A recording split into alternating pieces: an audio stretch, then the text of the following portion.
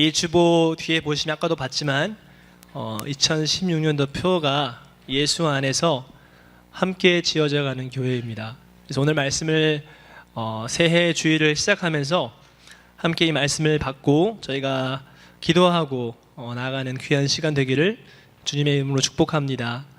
제 안에 항상 있었던 고민들이 있는데요. 그게 그렇게 오래된 고민은 아니었습니다. 제 사역을 시작하고 제 목회를 시작하면서 또 말씀을 이렇게 전하고 하다 보니까 한 가지 제 안에 고민이 생기기 시작했습니다. 그건 뭐냐면 교회에 대한 부분이에요.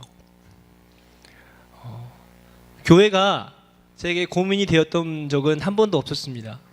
저는 모태신앙입니다, 여러분. 어렸을 때 어머님 따라 교회를 갔고 제가 킹더가든, 초등학교, 중학교, 고등학교, 대학교 쭉 교회에서 생활을 했습니다. 특별히 어릴 때는 이제 한국에 있었을 때 초등학생일 때는 교회를 더 많이 갔던 것 같아요. 어머님 따라 새벽 기도도 가고 수요 예배, 구면 철야 갔는데 그때는 또 제 가장 친한 친구 중에 하나가 그 교회의 담임 목사님의 아들이었어요. 그래서 허구한 날 걔하고 만나서 교회에서 놀고 또 토요일 날 저녁이 되면 목사님 댁에서 자는 거예요, 같이. 그래서 거의 노는 거죠. 성경 공부를 한 것도 아니고 노는 거예요, 같이. 막 뒹굴고 놀다가 한 가지 조건, 새벽 기도를 가야 된다는 조건이었어요. 주일날 새벽 기도를 꼭 가야 됩니다. 목사님 댁에서 자게 되면. 그래서 교회는 거의 제 삶에서 학교와 가정 빼놓고 제2의 플레이그라운드를 할 정도로 그냥 교회에서 이렇게 재밌게 놀았어요. 특별히 거룩한 무슨 기도회를 한 것도 아니지만 그냥 그렇게 편안하게 교회에서 살았습니다. 또 이제 미국에 와서도 마찬가지고 또 보스턴에 와서도 마찬가지고. 그런데 그 지역마다 교회들의 특성은 분명히 있습니다. 어떤 예배 드리는 방식, 사람들의 어떠한 그 인원, 어떠한 그 생각하는 어떠한 가치들이 다 틀렸습니다. 같은 한국 사람에도 불구하고. 그럼에도 불구하고 교회니까 가능하겠지. 그래도 하나님 예배하는 곳이니까. 그렇게 해서 전혀 저에게는 어떠한 문제가 없었습니다. 물론 교회 안에 문제가 이제 싸우기도 하고 어떤 여러 가지 인간적인 문제가 있음에도 불구하고 그래도 교회니까 괜찮지 라는 생각을 하게 되었습니다. 제가 이 말씀을 왜 드리냐면 이제 사도행전 말씀을 제가 전하기 시작하고 2015년도 동안에 그러는 가운데 이제 교회라는 것이 어떻게 탄생이 되었는가를 보게 되었습니다. 그런데 그 안에서 또 제가 2015년도 시온성교회를 부족하지만 이제 목회를 담당하면서 교회에 이제 담임 목사이기 때문에 어떻게 하면 이 교회가 하나님 앞에 잘 사용받을 수 있을까 고민하게 되는 거죠. 그런데 처음에는 어떤 그런 인간적인 고민이었어요. 어떻게 하면 우리 교회가 조금 더 사람들이 오게 되고 좀 이렇게 활발한 어떤 그런 다이내믹한 분위기를 만들 수 있을까 그런 고민을 한 것도 사실이에요. 그런데 말씀을 보다 보니까 그게 본질이 아니더라고요. 말씀을 보고 말씀을 전하다 보니까 교회의 본질이 무엇인가 생각하게 되었습니다. 내가 그동안 너무 편하고 내가 그동안 너무 쉽게 프렌들리하게 여겼던 그 교회의 모든 모습이 성경을 비추어 보니까 많은 부분 매치가 안 되는 거예요. 성경에서 말하는 교회와 내가 지금 다녔던 교회, 내가 그동안 섬겼던 교회 안에서의 모습이 많은 부분 이렇게 잘 매치가 안 됐습니다. 그게 나쁘다는 의미는 절대로 아닙니다. 틀렸다는 의미가 아니라 성경에서 말하고 있는 교회 공동체의 어떤 다이내믹한 어떤 그러한 역사들, 하나 되는 어떠한 사건들, 하나님께서 친히 교회 가운데 말씀하시는 부분들, 그런 부분들을 보니까 이게 참 너무 이렇게 잘 매치가 안 되는 거예요.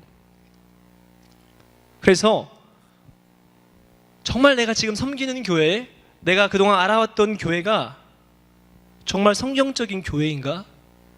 제 자신에게 퀘스천을 하기 시작했습니다. 의구심을 들기 시작했습니다. 그런데 감사하게도 한 가지 결론은 뭐냐면, 그럼에도 불구하고 성령께서 분명하게 주시는 마음은 교회였습니다. 너무 교회가 중요하다. 아멘. 교회가 너무 중요한 거예요. 하나님 앞에서 하나님이 보시기에, 인간이 보는 차원이 아니라 예수 그리스도께서 이 교회를 바라보는 심정이 너무 중요한 거예요. 사랑하는 성도 여러분, 교회가 세상의 소망입니다. 아멘. 유일하게 진리를 선포할 수 있는 곳이 교회예요. 예수 그리스도가 진리이기 때문에 내가 길이요 진리요 생명이다. 예수님이 진리입니다. 아멘. 믿으십니까? 그렇다면 그 진리를 선포할 수 있는 곳은 교회라는 거죠. 여러분, 성경에서 한 가지 간단한 질문을 드리면 한번 생각해 보십시오. 성경에서 교회라는 단어 가장 처음 사용하신 분이 누구일까요? 교회라는 단어가 처음 나오게 되는 성경 전체 가운데 church, 헬라어로는 에클레시아라는 단어가 처음 나오는 곳이 어디냐면 바로 마태복음에 주님께서 말씀하십니다.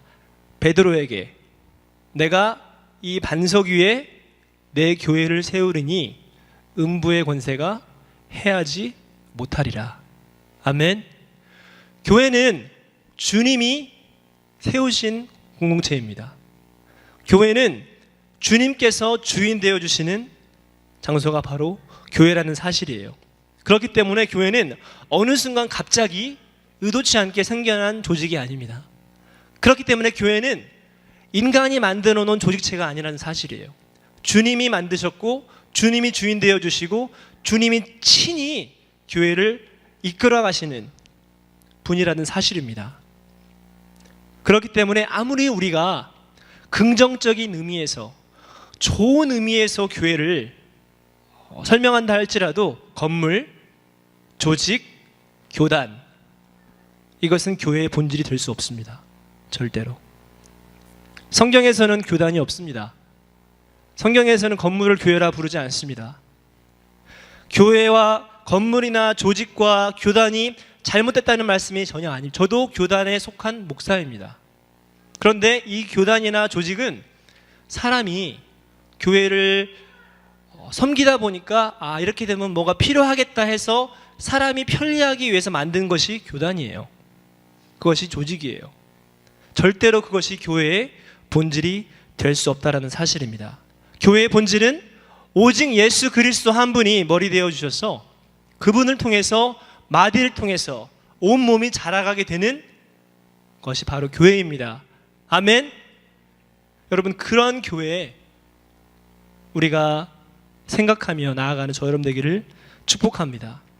여러분, 교회는 또한 관계적으로 봤을 때 유기적 관계입니다. 올게닉한 관계예요. 홀푸드에 파는 올게닉 푸드가 아니고요. 유기적 관계가 무엇이냐 하면 사전적 의미 이렇게 나와 있더라고요.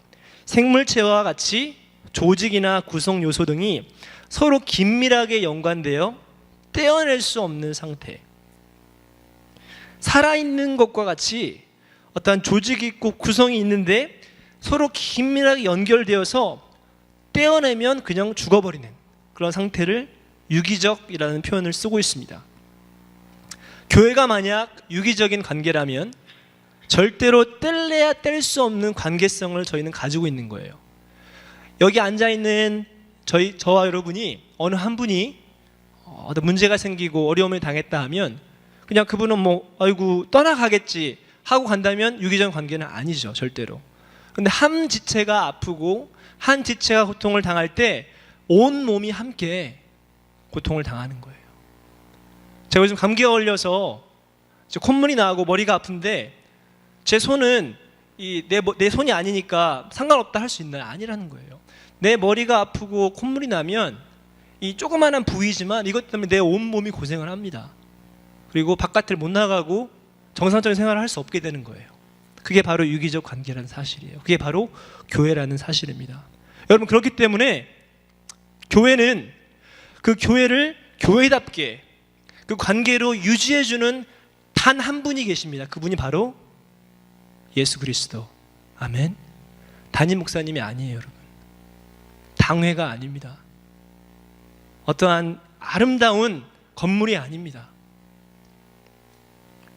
어떠한 튼튼한 재정 상태가 아니라는 거예요. 그 교회를 교회답게, 교회가 생명력 있게 나아가게 해주는 오직 유일한 분, 바로 예수 그리스도라는 사실입니다. 그렇기 때문에 교회는 예수 그리스도가 빠지면 교회가 아닙니다. 교회라 부를 수 없습니다. 그냥 인간이 만든 소셜 클럽일 뿐이에요. 예수 그리스도가 빠져버린 교회는 생명력이 없습니다. 예수 그리스도가 빠져버린 교회는 능력이 없습니다. 예수 그리스도가 빠진 교회는 음부의 권세가 역사하기 시작합니다. 사탄의 권세가 역사하기 시작합니다. 사탄의 권세라는 것은 나쁜 일만 의미하는 것이 아니에요. 하나님이 빠져있는 좋은 일도 사탄의 역사할 수 있습니다. 예수 그리스도 빠지고 자기들끼리 좋아하는 것이 사탄의 역사할 수 있습니다. 왜냐하면 주님께서 말씀하시길, 내가 이 반석 위에 내 교회를 세우리니 음부의 권세가 해하지 못하리라. 교회가 주님의 교회일 때 음부의 권세가 할 수 없는 것이에요. 할렐루야. 우리가 그 교회인 것이에요, 여러분. 저와 여러분 섬기는 교회가 주님의 교회 되기를 축복합니다. 이 보선에 있는 교회가 주님의 교회 되기를 축복합니다. 이 전 세계에 있는 교회가 인간의 교회가 아닌, 한 사람의 능력 가지고 좌지우지하는 교회가 아닌 주님의 교회 되기를 축복합니다. 오늘 본문 말씀은 바로 이 그리스도의 중심성, 그리스도의 우월성에 대해서 말하고 있습니다. 교회의 본질에 대해서 말씀하고 있습니다. 교회는 제가 말씀드렸지만 헬라어로 에클레시아, 이거는 여러분들이 그냥 알아두시면 너무 좋아요. 많이 들어봤겠지만 에클레시아라는 단어는요, 바로 예수 그리스도를 주로 고백하는 성도들의 모임이에요. 영어로는 assembly, 건물이 아니고 모임입니다. 예수 그리스도를 주로 고백하는 사람들이 함께 모여서 예배하는 곳이 바로 교회라는 거죠. 이 교회를 설명할 때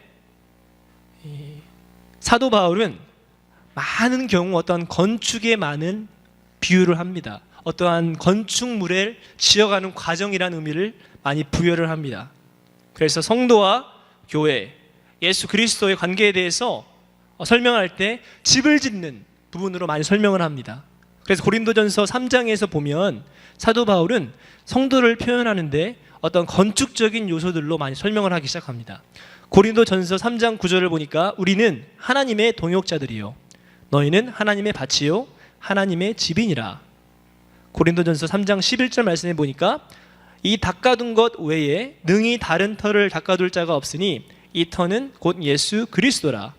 그리고 오늘 말씀 에베소서 2장 20절 말씀을 보니까 너희는 사도들과 선지자들의 터 위에 세우심을 입은 자라.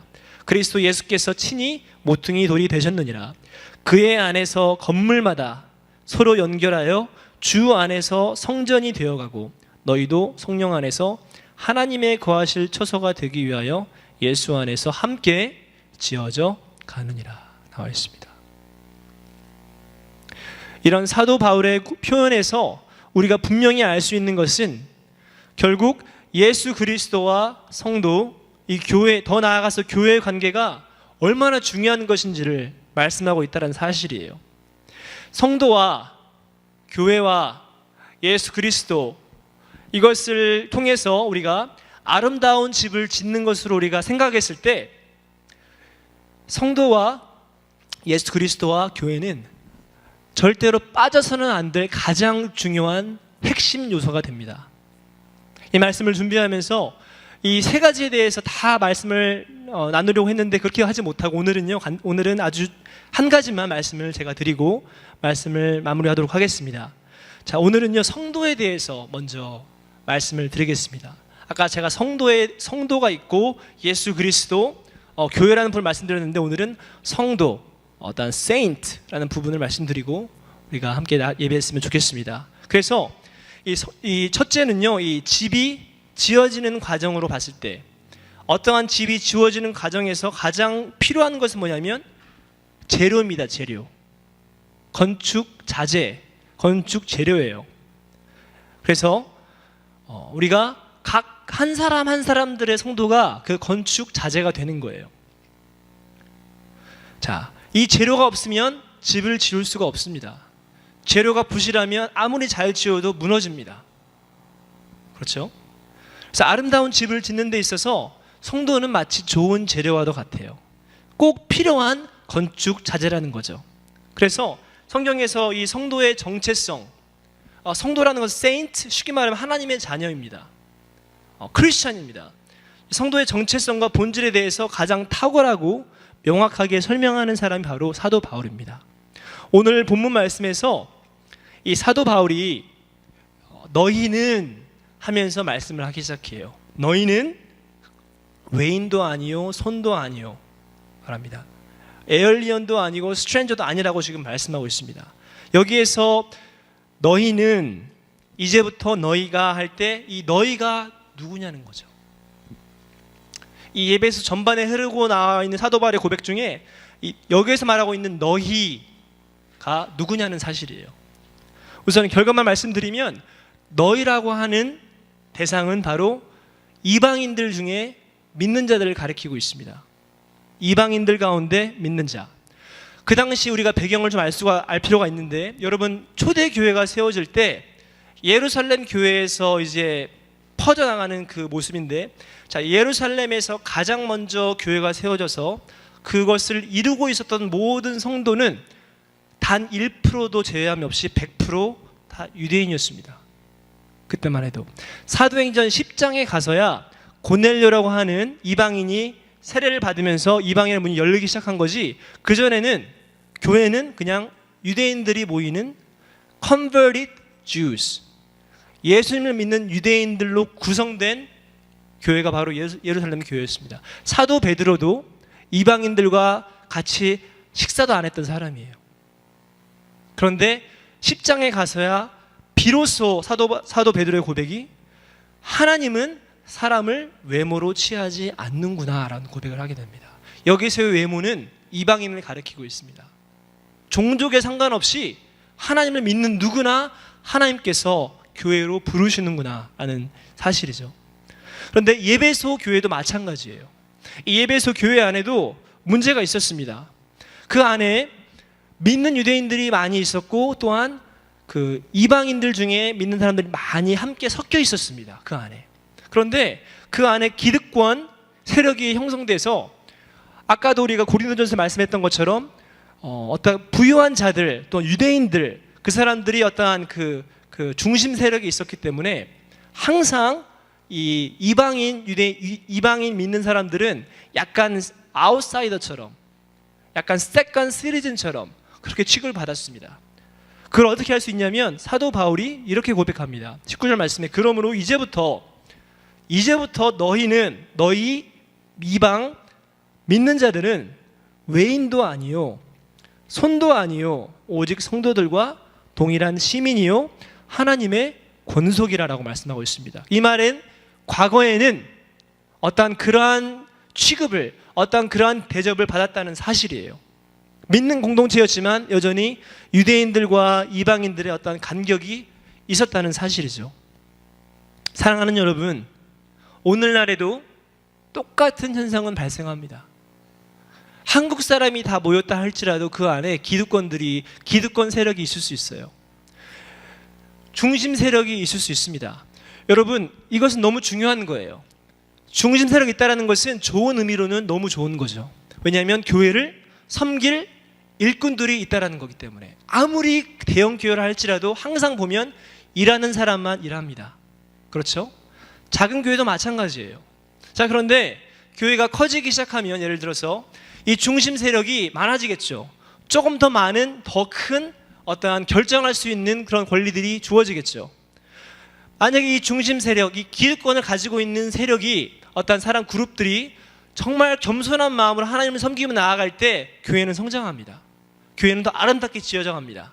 그런데 그렇게 되지 못하고 만약에 이들이 동전의 뒷면과도 같이 이 가지고 있는 중심 세력을 가지고 자기들의 생각을 표현하기 시작했을 때, 자신의 의견을 주장하기 시작했을 때 교회 안에는 분열이 되고 분리가 일어나기 시작합니다. 파가 생기기 시작합니다. 이파, 저파, 장로파, 안수집사파, 목사파 이런 식으로 나눠지기 시작합니다. 처음에는 다 중심 세력이었어요. 그런데 자신의 생각과 어떠한 것을 관철시키기 위해서 교회 안에서 이러한 일들이 발생할 수 있다는 사실이죠.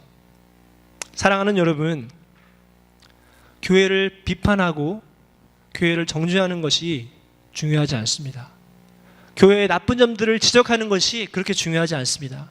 오늘 말씀을 통해서 제가 말씀드리고 싶은 것은 뭐냐면, 교회 안에서 이런 문제들, 갈등들을 어떻게 해결할 수 있는가, 그것은 단 한 가지 방법, 그것을 오늘 사도 바울은 제시하고 있습니다.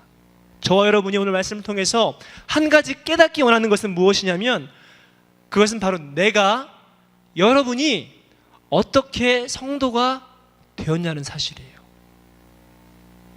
저와 여러분이 어떻게 하나님의 자녀가 되었는가, 그것을 우리는 생각해야 됩니다. 에베소서 2장 12절 13절 말씀을 보니까, 그때에 너희는 그리스도 밖에 있었고 이스라엘 나라 밖의 사람이라 약속의 언약들에 대하여 외인이요 세상에서 소망이 없고 하나님도 없는 자이더니 이제는 전에 멀리 있던 너희가 그리스도 예수 안에서 그리스도의 피로 가까워졌느니라. 아멘. 예수 그리스도의 피로 가까워진 거예요. 예수 그리스도의 십자가와 부활 사건을 통해서 우리는, 여러분은 하나님의 자녀가 되었다는 사실입니다. 현대 교회 안에 많은 직분들이 있습니다. 서례집사, 안수집사, 권사, 장로, 직분들이 있습니다.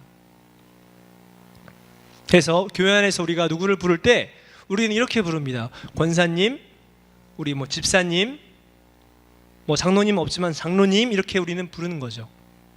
자, 이렇게 우리가 계속 부르다 보면 어떤 현상이 발생되냐면, 그냥 그분은 장로님이에요. 장로 자체가, 직분 자체가 아이덴티티가 돼요. 여러분, 직분이 정체성입니까? 집사라고 불리는 것이 그게 나의 정체성이에요? 아니라는 거예요. 장로로 불리는 것이 정체성이 아닙니다.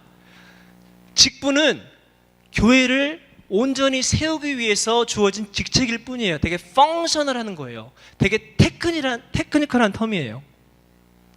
어떤 내가 하나님 앞에, 하나님이 나에게 김집사 부르겠습니까, 여러분?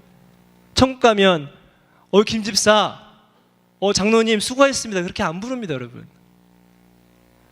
하나님 앞에서 저와 여러분은 하나님의 자녀입니다. 성도, saint라는 사실이에요. 그렇기 때문에 우리가 이 부분이 너무 중요하다는 사실이죠. 우리가 아무리 직분을 우리가 부른다 할지라도 그것이 절대로 저와 여러분의 정체성이 되면 안 됩니다. 그게 내 정체성이 되기 시작하면 이런 현상이 발생합니다. 내가 장로인데 나한테 이렇게 얘기를 해? 내가 집사인데 나한테 이렇게 얘기를 해? 그렇게 나올 수도 있습니다, 여러분. 중요한 것은 저와 여러분은 성도라는 사실이에요. 하나님의 자녀라는 사실, 그것은 변하지 않습니다. 그렇기 때문에 이 성도의 본질적 의미가 너무 중요한 거죠. 근데 여러분, 여기에서 더 나아가 사도 바울은요, 오늘 예배소서 말씀, 또 고린도전서 말씀에서 정말 한 번도 도입되지 않은 개념을 가지고 들어옵니다. 성도를 define 할 때, 성도를 정의할 때 사도 바울은 그동안 한 번도 되어지지 않았던 특별한 개념을 가지고 정의하기 시작합니다. 그게 바로 뭐냐면, 성도의 본질적 의미는 성전이라는 거예요. 성도가 성전이다. 고린도전서 3장 16절을 보니까, 너희가 하나님의 성전인 것과 하나님의 성령이 너희 안에 거하시는 것을 알지 못하느뇨. 누구든지 하나님의 성전을 더럽히면 하나님이 그 사람을 멸하시리라. 하나님의 성전은 거룩하니 너희도 그러하니라. 아멘. 사랑하는 여러분, 성경은 성도를 가리켜 성전이라고 말합니다. Temple of God. 흔히들 생각하는 이러한 건물이 아니고요, 조직이 아니고 한 사람이 하나님 앞에 성전인 거예요. 여러분, 성경 전반에, 성경 전체 가운데 흐르는 하나의 개념이 성전의 개념이 있습니다. 출애굽을 통해서 요한계시록까지 보면 어떠한 새 예루살렘이라는 어떤 개념, 성전에 대한 개념이 너무 충만합니다. 그런데 이것이 변해오기 시작하는데, 자, 출애굽을 통해서는 하나님께서 장막에 거하십니다. 그렇죠? 장막을 짓고 나아갈 때 주님께서 이렇게 말씀합니다. 내가 그들 중에 거할 성소를 그들이 나를 위하여 짓되, 하나님께서는 그들과 함께 거하시기 위해서 그들로 하여금 장막을 짓게 하십니다. 그리고 그들과 함께 출애굽 시간 동안에 계속 거하십니다. 자, 이 개념이 이제 왕이 생기기 시작하면서 성전의 개념으로 가게 됩니다. 솔로몬이 성전을 짓습니다. 그렇죠? 그다음에 솔로몬의 성전, 수르바벨 성전, 헤롯 성전까지. 자, 이 성전의 개념이 궤도로 들어오고 있는데, 지금 사도 바울은 이 에베소서를 AD 60년경에 지었다고 합니다. 자, 성전은, 헤롯 성전은 언제 다 이렇게 무너졌죠? AD 70년경에. 그러니까 아직도 사실은 성전이 있는 상태에서 사도 바울은 더 이상 이것을 제쳐두고요, 너희가 하나님의 성전이다라고 지금 말씀하고 있는 거예요. 한 가지 가장 중요한 것, 출애굽의 장막이든 솔로몬의 성전이든 저와 여러분이 하나님의 성전이든 거기에 변하지 않는 한 가지 진리는 있습니다. 뭐냐면 하나님이 거하시는 처소예요. 아멘. 장막에 하나님이 거하셨어요. 솔로몬의 성전의 영광 가운데, 지성성 가운데 하나님의 영광이 임했습니다. 하나님 만나는 장소가 성전이었습니다. 그런데 그 개념이 장소가 아닌 이제는 우리 안에 하나님이 거하시겠다는 거예요. 내가 그리스도와 함께 십자가에 못 박혔나니 그런즉 이제는 내가 산 것 아니라고 말씀하고 있습니다. 내 안에 그리스도께서 사시는 것이라. 할렐루야. 저와 여러분이 하나님을, 예수 그리스도를 내 구주로 고백하는 순간 우리의 몸이 성전이 되는 거예요. 저와 여러분 한 사람 한 사람이. 그래서 내 안에서 성령께서 역사하신다는 사실입니다. 이제 말씀을 마무리하면서, 사랑하는 성도 여러분, 저와 여러분은 하나님의 성전임을 기억하십시오. 먼저 내 자신이 주님이 거하실 만한 성전 되기를 축복합니다. 저 여러분 한 사람 한 사람이 작은 성전들인 거예요. 성경적 의미로 보면. 자, 그래서 이 성경적 의미에서 보게 되면, 그래서 우리가 그 말씀을 그렇게 이해됩니다. 21절 보니까 그의 안에서 건물마다 서로 연결하여 주 안에서 성전이 되어가고 너희도 성령 안에서 하나님이 거하실 처소가 되기 위해서 그리스도 예수 안에서 함께 지어져 가느니라. 아멘. 여러분, 교회에는요, 작은 성전들이 모여서 교회를 이루는 거예요. 성전된 여러분들이 함께 모이기 시작하면 그것이 교회입니다. 어떤 무슨 교회하고 멤버십을 주는 게 아니라 한 사람 한 사람이 성전이에요. 그런데 주님 말씀하시는 것은 이게 연결되기 시작하는데, 이것이 함께 연합되기 시작하는데, 그것은 하나님이 거하실 처소. 저와 여러분의 안에 예수 그리스도 거한다면 당연히 이 안에는 예수 그리스도의 풍성함이 충만하겠죠. 그리스도의 장성한 충만한 분량까지 자라가라 말씀하셨을 때 교회에게 주시는 말씀이에요. 저와 여러분 한계가 있습니다. 아무리 한다 할지. 그런데 우리가 하나님을 고백할 때, 그 믿음 가지고 함께 모여서 예배하기 시작할 때 그 안에 놀라운 브레이크가 있기 시작하는 거예요. 그 안에 놀라운 축복이 임하는 거예요. 그 안에 하나님께서 말씀하시는 회복들이 일어나기 시작합니다. 그렇기 때문에 성도는 너무 중요합니다. 저 여러분은 성도입니다. 아멘. 예수 그리스도를 주로 고백하는 한 사람 한 사람이 성도이고 바로 성전이라는 사실입니다. 우리 시온성교회 성도 여러분, 여러분 한 분 한 분들이 너무 중요합니다. 내가 먼저 하나님의 성전 되는 것이 중요합니다. 우리가 그 마음 가지고 연합해서 나아갈 때, 서로 연결되어서 나아갈 때 하나님이 기뻐하시는 교회 될 줄로 믿습니다.